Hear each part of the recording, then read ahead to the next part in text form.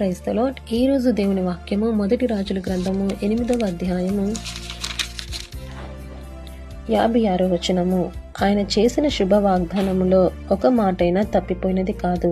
కాబట్టి మన దేవుడైన యెహోవా మనలను వదలకను విడువకను మన పితరులకు తోడుగా నుండునట్లు మనకును తోడుగా ఉండి తన మార్గములన్నిటినీ అనుసరించి నడుచుకున్నట్లుగాను తాను మన పితరులకిచ్చిన ఆజ్ఞలను కట్టడలను విధులను చేకొనున్నట్లుగాను మన హృదయములను తన తట్టు త్రిప్పుకొనుగాక.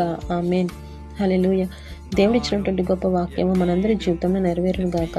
ఆమేన్.